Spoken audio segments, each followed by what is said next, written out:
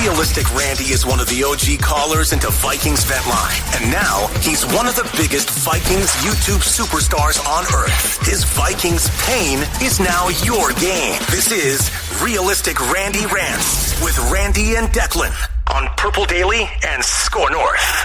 Realistic Randy Rants every Monday right here on the Purple Daily YouTube channel with my main man, Realistic Randy. You can go subscribe to his channel as well. Great YouTube following. He does great Vikings content, do a little double dip. Randy joins us every Monday here on Purple Daily. So hit that subscribe button. We want to see the Vikings win a Super Bowl before we die, whether that's on Apple or Spotify or Score North or on your regular TCL TV screen. That's all we want to see it. So we appreciate everyone tuning into Purple Daily every Monday, every day for that matter, but right here especially with Realistic Randy. We got a fun little episode planned here, Randy. We got, I figured you and I could do a little bit of off-season grades. We've been in free agency now for a few weeks. Some things, the first wave kind of happened. Things have been a little bit quiet now for the last week and a half. We can also take a look, obviously, at the remaining free agents and, of course, a mock that I'm going to give you here towards the end of the episode. So plenty to get to. So, Randy, I don't know if you brought out your report card for all the signings. I don't know if you did a little cumulative grade, but it's been now 2 weeks. Kwesi has done his first wave of moves. He's brought some players back. He's re-signed some free agents. He has said goodbye to some veteran players as well. But as things stand so far, if you were giving a grade, what grade would you give Kwesi and the Vikings for this offseason so far? So far. Specifically free agency. Off season, we still have the draft to go, but last week I gave them a C+. And the difference between then and right now has been really nothing significant to move the needle, in my humble opinion. Byron Murphy is the heavy hitter here. If not for him, I would have to downgrade it to a D, but it's pending. There's still plenty of time to move off of Z and Dalvin Cook.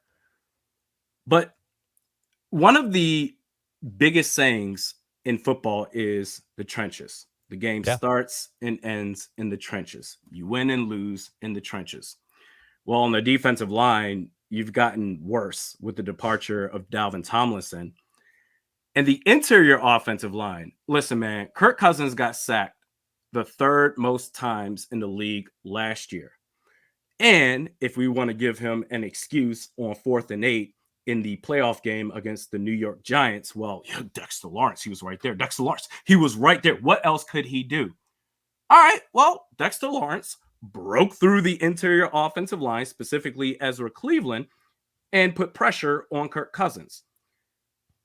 Knowing that information, and after re-signing Garrett Bradbury, for right now, it appears that Kwesi Adofo-Mensah and the Vikings front office, it appears that they're going to run it back with the interior offensive line. And they're going to switch to a more balanced offensive attack and run the football more.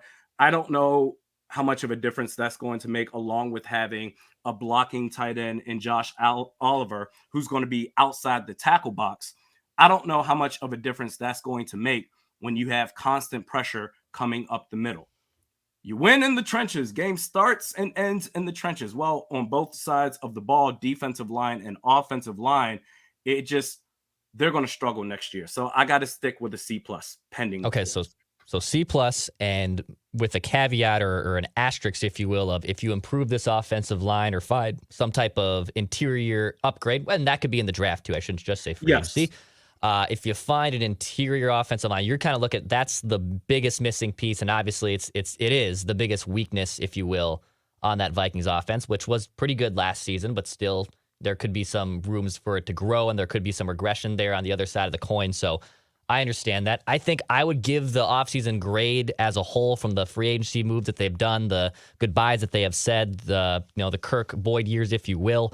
I would give it a B-.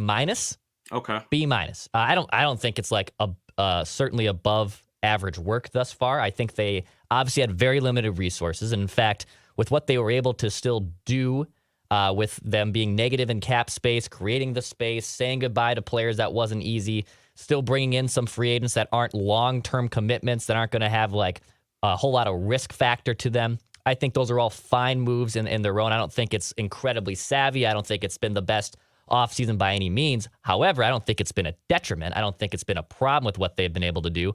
They had limited resources, and they attacked some of the things that they need to fill. So I would give it probably a B- right now. And look, there's still other moves that could be made. You know, are they going to keep Zadarius Smith? You and I talked about that a ton last week. Are they going to say goodbye to Dalvin Cook? Who knows what they're going to do there? There are plenty of things that could still happen. I would probably, though, stick, with the B-, with certainly room to still go up. But right now, that's kind of where my head's at. You give it a grade above me. I respect it. You're looking at it not just from the standpoint of Byron Murphy, but also addition by subtraction, not running it all the way back. Like we know Rick Spielman, like I said last week, he would look at last season and say, we won 13 games. Let's keep everybody, restructure all these contracts. Adam Thielen and Eric Kendricks would still be here. I get it. I understand. You still need to make additions on the offensive line as well as the defensive line. You got to do it. All right, so actually, this kind of even transitions perfectly to the free agent upgrades or remaining free agents, I should say, that are still out there because the first wave has happened. The big dogs are mostly off, but there are still other ones that could be added here. And in fact, let's stick on the offensive line. So I'm on ESPN. The Viking or the NFL kind of released. Matt Bowen did remaining free agents that are still available. The fourth guy on this list, I believe he is still a free agent too, by the way, unless he has signed in the last 48 hours, is it Dalton Risner of the Broncos. He's a guard. He's entering his age 28 season. Here's what it says on the write-up. It says Risner fits best in a gap run scheme as a close quarters mauler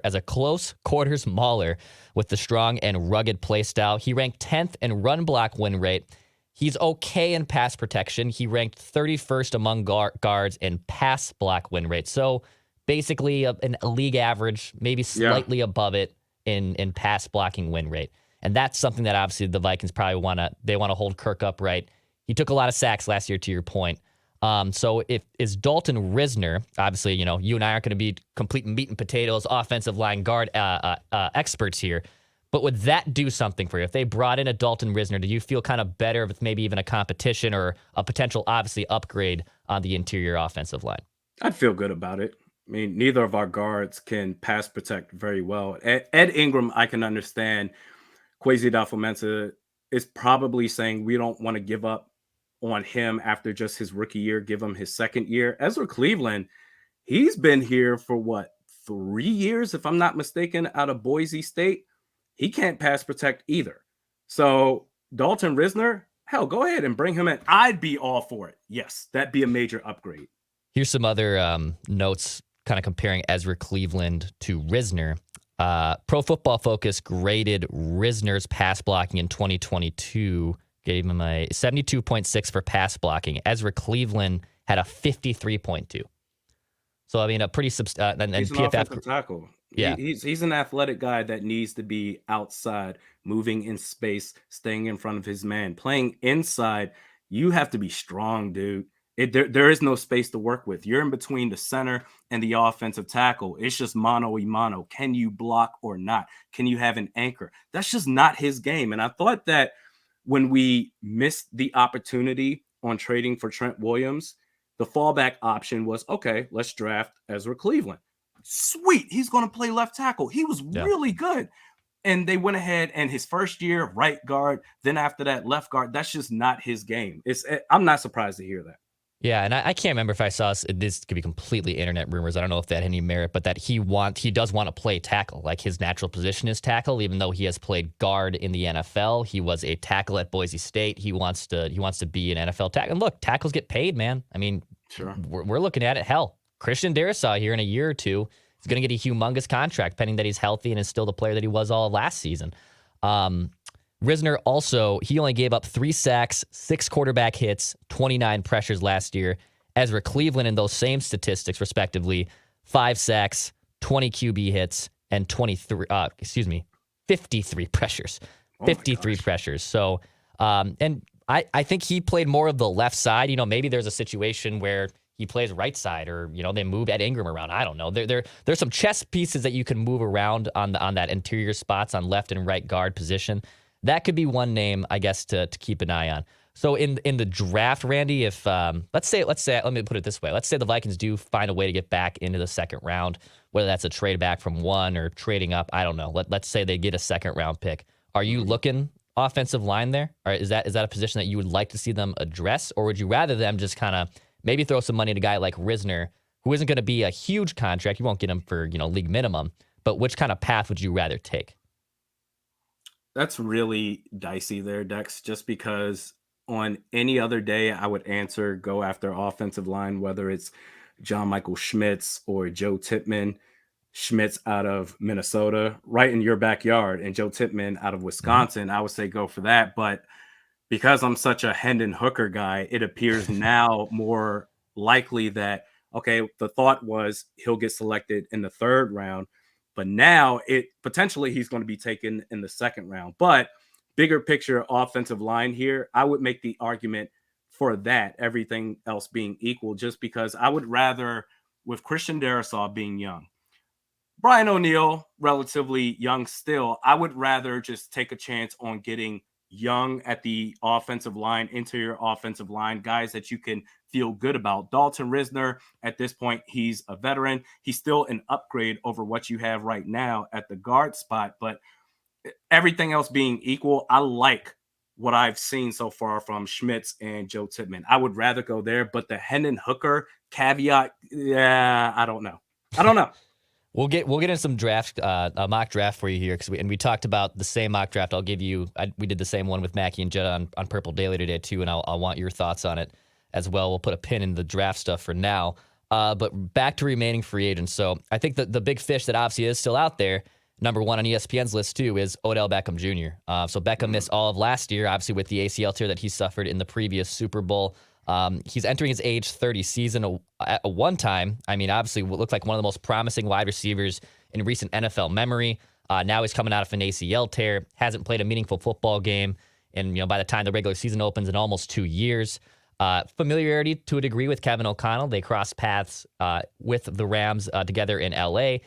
Odell Beckham Jr., do you throw the bag at him? Like, I mean, I know the Vikings don't have a lot of cap space here, but do you see, is there a path for the Vikings to go after and get OBJ, Randy? You'd have to define the bag for me. So I saw the reports, the rumors that he was looking for $20 million a year. Then he came out and said that's not true.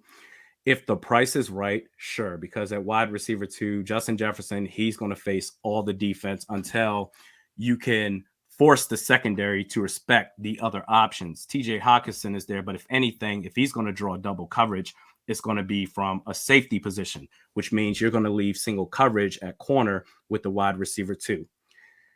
And I can't believe I'm saying this. I would go for him. Yes, I believe even at this stage in his career, Odell Beckham Jr. can be that guy. The reason why I say I'm just annoyed at it is because, in all honesty, I've got OBJ fatigue. Last year, most of last year, it was, oh my God, he's healthy now. He's going to sign somewhere. What team is he going to go to? Oh, the Cowboys. He's about to sign with them. I'm a Mavericks fan. One game, I think it was in December, late December, he's at a Mavericks game with Micah Parsons and Trayvon Diggs. Talk about recruiting. He's about to sign with the Cowboys. He ended up signing nowhere. Didn't play at all last year. Fast forward to right now. The workout video. Look at the muscle mass he's put on in his upper body. Look at the one-handed catches, the workouts. There's mutual interest between him and the New York Jets. It's like at this point, bro, just sign somewhere. It's becoming a little bit too much. But at the same time, he's pretty damn good, even at this stage in his career. If the price is right, yes. I think in free agency, after Jacoby Myers went, he's the last guy, OBJ, as far as the wide receiver position that I think the Vikings should go after. If not, go ahead and address it in the draft. Yeah, I think it makes more sense to draft one most likely, and the market here is going to be interesting for him. Like if he remains unsigned by like June 1st when mini camps have kind of started, at that point then he will have to bet on himself. Like he'll have to take probably a 1-year deal with someone. And to be honest, and I saw Andy Reid commented about him. I think over the weekend, like he would probably be best served to take a 1-year deal with like a really good offense and a really good team and have a good season and then cash out, this time next year with another team, get one more big contract. He'll be 31 at that point. But he can probably fit one more big contract into his game. And it probably makes more sense to go, to the Chiefs or, if the Jets get Aaron Rodgers, does he want to, join in on that charade? So I think there's probably a couple paths where he could go there. They don't have the resources, unless they magically create this even more cap space out of thin air, which I don't think the Vikings are going to do. So at that point, go get a Zay Flowers. If Quentin Johnston's there at 23, maybe you find still another wide receiver on day 2 of the draft. I'd probably look more going in that direction than I would be probably paying a big penny for OBJ. That's where I'm at. Yeah, the Chiefs could really use him. The fact that outside of Travis Kelce, they didn't really have weapons for Patrick Mahomes to work with. The fact that they won that Super Bowl, no one else, no other quarterback could win with that roster outside of Patrick Mahomes. You mentioned Quentin Johnston, and I'm all about drafting a receiver. That's my preference. But again, if the price is right, Odell Beckham Jr., sure.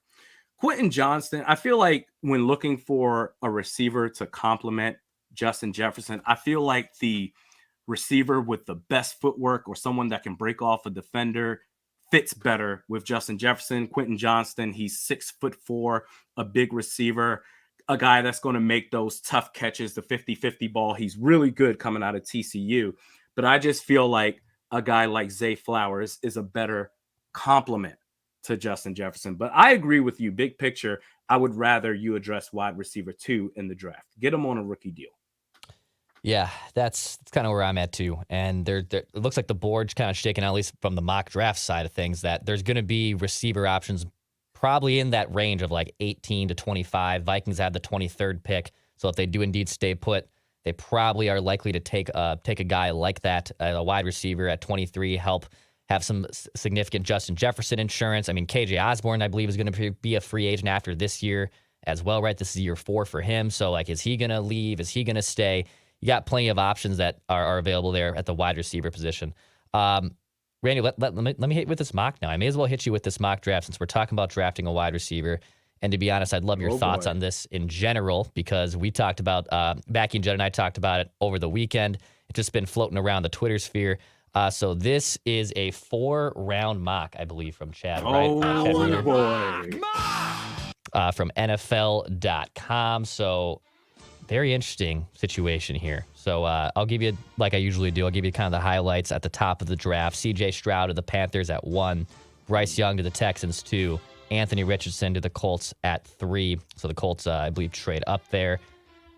Scrolling down, the Lions at 6 take Jalen Carter, whose stock has fallen as being a consensus number 1 pick, but a nice little maybe solution for their defensive line. Tyree Wilson goes to the Raiders at 7. Lucas Van Ness goes to the Falcons at 8. He's been kind of more of a mid to late first-round pick, but the Falcons take the Iowa kid just down the south of the border here in Minnesota. He goes to the Falcons at 8. Bijan Robinson, the running back, goes to the Bears at pick 9. The replacement to David Montgomery. I feel like he's a lock to go to Philly, though. But okay, I respect it. And then at pick 10, what do we got here? Oh, we have a projected trade. The Vikings trade up to pick 10 in this mock draft, realistic, Randy. The Vikings trade with the Eagles to pick 10. Yep. And they select Will Levis, quarterback out of Kentucky. The write-up says Kirk Cousins is entering his contract year. The Vikings expect to be good enough to keep them out of the running for the top quarterback prospects in the 2024 NFL draft, and Minnesota might choose to shoot its shot now, getting Levis in a trade with Philadelphia in exchange for a 3rd-round pick this year and next year's 1st-round pick to move all the way up to pick 10. He says Levis reminds him of a Jay Cutler.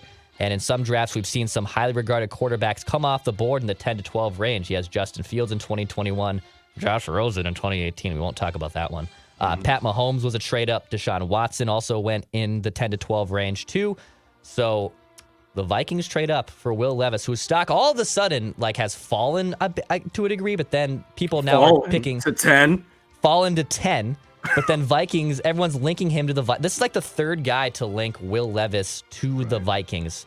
And I think Levis even at the Combine last month said he met with the Vikings and there was a meeting there. So they've definitely done homework on quarterbacks here. How much would Randy be pulling out his hair, pulling out his ears if the Vikings traded all the way up to 10, given that they give up a 3rd and next year's 1st to get Will Levis? How would you react to that? So we're going to talk about a little bit later the Vikings doing their due diligence on quarterbacks in this draft. But real quick, Will Levis, I don't necessarily believe in him, much like Anthony Richardson. Will Levis, to me, is like Kirk Cousins early on, no pocket awareness. And I think Kirk finally got it together in that department within the last 2 or 3 years. So that would put him at 32, 33 years old before he said, okay, let me go ahead and sense the pressure now. And we got to remember, if Bryce Young is going to be that dude, as well as CJ Stroud, we think they're the locks to be good quarterbacks in this draft. There's always going to be busts out there. Yep. So after that, assuming they're the guys, unless one of them falls off, Anthony Richardson, Will Levis, one of them, they're not going to be so hot. And you're going to trade up for one of those guys? All right, we'll see. You better be right.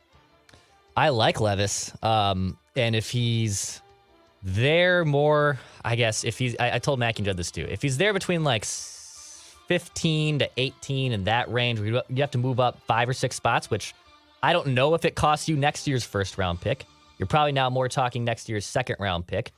But I don't think I can move up that much to get the quarterback. I don't know if none of these guys really stand out to me. Now, I'm not an expert like draft evaluator, so I guess maybe I'm just spewing garbage out of my mouth. But I don't know if I can give up the first round pick next year, this year's third, go up 13 slots to get Levis at 10. I think I'd rather roll the dice that either he falls and/or by the time you get to pick 23 to what we were talking about earlier, you take a wide receiver. You take a need that can help the Vikings long-term and in the short term. So I like Levis. If they draft a quarterback in round 1, I mean, look, that'll be fun as hell. The Vikings have only done it twice. The last two in the last at least 12 years, the last two being Christian Ponder and Teddy Bridgewater. And the Ponder one obviously played out the way it did. Teddy, it was kind of unknown because his leg blew up, but man, it'd be fun. Like I would love the idea of it. I just don't know if I can be talked into giving up the capital right now to go all the way up to 10. 2021, he had a good year at Kentucky. The excuse now for him is that, well, the offensive line wasn't good, which it wasn't. What is he stepping into in Minnesota with that offensive line? We just talked about the interior. They re-signed Garrett Bradbury. I know it's a short deal, but that's why I'm saying, goodness, Isaac Seumalo from the Eagles, he signed with the Steelers, I believe 3 years, $24 million, $8 million per. Every year you want to do some sort of diblet to build in areas that you have to address and improve on. You could have done that right now. Instead, it appears that they're going to wait until next year. Will Levis, the offensive line wasn't great in Kentucky. It's not great right now. Yeah, you'll wait a year after Kirk Cousins is done. But are you really going to address all 3 spots in one season when he starts in 2024? I don't know about that. Yeah, he obviously would be holding a clipboard this year if you draft him. Kirk's obviously the guy. The thing would be if obviously insurance, if Kirk got injured. Maybe it's a situation, where the Vikings are out of the playoffs in December and, then you kind of turn things over to a rookie to see what you got there. He wouldn't start right away, and nor should he if you still have Kirk Cousins on the roster. I don't think I can do it, man. As of right now, I don't think I can do it. On draft day, if it happens, I'm sure I'll have like a completely different answer and tune to the whole thing. So it's just it's the draft. It's 1 month even from today. Mm-hmm. So, and that's just an event as it is. But right now, I don't think I can. So, Randy, also, Hendon Hooker got mocked to the Vikings last week by Daniel Jeremiah, another colleague at NFL.com. And Hendon Hooker's 25 years old, coming off ACL tear. I don't even know if he would be ready to start day one. Obviously, if the Kirk Cousins is still here, same situation as Levis, he wouldn't start day one regardless. But Hendon Hooker, Will Levis, like the Vikings are clearly doing their homework on quarterbacks in this class. It at least seems for now that they are potentially looking at taking one in the draft and even early enough in the first few rounds too. If you believe that he's your guy, Hendon Hooker, you've done your homework. Kevin O'Connell, I trust it. Just like Brian Flores, all the moves they're making on defense, you gotta at least believe that he's the one giving the thumbs up or thumbs down. Same thing with Kevin O'Connell on offense. If you believe that Hendon Hooker is your guy, that you don't want to take a chance on missing him, and you want to take him in the first round, go ahead and do it. To hell with everybody else. With that said, I don't know if I would necessarily do it. And I'm a big Hendon Hooker guy, but I believe he'll be there in the second round. Go ahead and go defensive line or wide receiver, trade down in the first round, keep your first round pick, or still maintain a first round pick and get a second round pick and use that second round pick on Hendon Hooker. But if you want to take him in the first round, go ahead and do it. Who the hell cares? So you'd much rather be in the camp, and I'm assuming here, but you'd much rather be in the camp of trade down from 23, maybe get 27 and a second round pick, than instead of going the opposite way, which would be trading next year's first, going to 10 and get Will Levis. You want to do this right now? The quarterback talk, due diligence in the draft, because we can do that right now. I've got a hard take on that. Okay. So my brother-in-law, he works in tech, and he's experienced this firsthand. And he told me, he said, listen, man, whenever new management comes in, it doesn't matter how good you are at your job. They oftentimes, they want to get their own guy. And I think that's especially the case with how Brian Flores looked at Duke Shelley, immediately gone. There's that, just immediately dismissing a guy, or larger scale, how it appears that Kwesi views Kirk Cousins. I'm not going to trade you or immediately dismiss you, which they can't, because you would take a serious dead cap hit and the no trade clause. You're restricted on that front. But now that I'm here, let's give you a trial run. Let me see how you perform now that I'm here. I've seen you from the outside. I know the numbers, but now that I'm here, let's see what you're about. And you had 11 one-score wins, not sustainable. I do think last year, if it was sustainable, it would go into the playoffs. But on a year-to-year basis, it's not going to be the case. There's going to be some sort of regression there.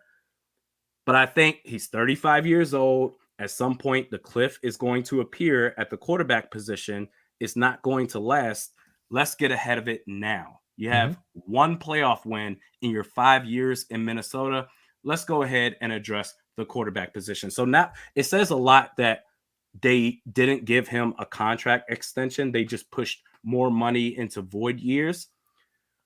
I'm all about, if you want to draft a quarterback day 2, whether it's the second or third round, or hell, even if you want to use a pick 23, whatever, bro. Even if it's Will Levis, or Anthony Richardson, even though he's not going to fall that far, I don't get all the hype behind him, but okay, fine.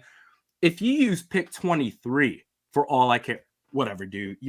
You win some, you lose some. Maybe it works out, maybe it doesn't. But to your point, you talk about, well, trading up for a quarterback. If you trade up for a quarterback, which for the most part, you're going to forfeit not just this year's first round pick, but next year's as well, and then some. You're giving up the potential of not even star players, impact players. Right. For this one guy, you're putting all your chips in for. Dex, you were just in Vegas, right? I was, yes. What was it, a week or a couple of weeks ago, whatever it was? Yeah, a couple weekends ago. Yep. Okay. I used to go to Vegas all the time. I remember Casino Royale is the casino next to Harris. Man, what roulette? That's my game. $10 minimums. I'd be there all day. No problem. Free drinks. Who cares? We're having a good time. I went there last year. The minimums now are $25 across the board. I swear to God. And I'm not talking about the weekends where everything's popping. I'm talking about a Tuesday afternoon. I'm not going to do this. I'd rather save my money for food and entertainment. I'm not going to. The point is, if you're going to put all your chips in for this one guy, you better be right. Because now you're attaching your future to the organization with this guy. You better be right. Yeah, I mean, they get one shot at this, like the Kwesi and KOC leadership. They get one shot to get this right. And if that shot is this year, all right, then the clock starts like immediately. I will say, they can't keep delaying it, because once you're there for a little bit, and if it doesn't go well the first year, Justin Field gets drafted, and then they blow out the regime that drafted for him, right? And now they've inherited him, and they've committed to him, but softly, I guess, have committed to him. You only get so much opportunity and a leash, if you will, to evaluate that and get the room to have the mistake or growing pains and whatnot. So it does make sense that, hey, we can't really wait till year 3, because we might not be here in year 4. So if you want to start the clock in year 2 and you want to mortgage those picks because you have identified the guy, that's what you guys are hired to do, the coaching staff and GM, go out and do it and accomplish it now. But to your point, you have to be right. There's no wiggle room at this point for you to be wrong. So if you're going to go do it, shoot your shot now. Interior offensive line, defensive line, inside linebacker. safety when Hitman eventually moves on. Yeah. You have so many wide receiver too. You have so many positions of need on this team. And essentially you're giving up at least 3 of those impact positions immediately for this one guy. I don't believe in Will Levis or Anthony Richardson. Screw what I think. If it works out, great. But if it doesn't, you're setting yourself back. And I believe if you screw this up by specifically trading up for a quarterback, if you take them at 23, I don't care. I'm not going to eat your lunch for that. But if you trade up for a guy and you're wrong, then you got to go. Especially how last year's draft went. You got to make up for that. Absolutely. Realistic Randy, any last takes here before we wrap up? None whatsoever. Can we make a move on Z and Dalvin Cook's contracts, please? What's the holdup? We're talking about a running back and a guy that apparently in Zadarius Smith doesn't want to be here. What are we waiting for? Go ahead and get those contracts off the books. If you can't find a trade partner, then go ahead and release them. Let's move on, please. You got to create some more cap. Yeah, let's do it. Maybe by next Monday when Realistic Randy and I join again, there'll be another big move the Vikings made, whether it's internally or externally in free agency. Hit that subscribe button. Daily Vikings Entertainment right here on Purple Daily. Realistic Randy joins every Monday. Go check out his YouTube channel as well for some great Vikings content. Hit that subscribe button. Apple, Spotify, Score North, we thank you for listening. Back next Monday, and of course, Mackie Judd, Thor Nystrom with us tomorrow on Purple Daily. Go check it out, and we'll be talking to you next Monday.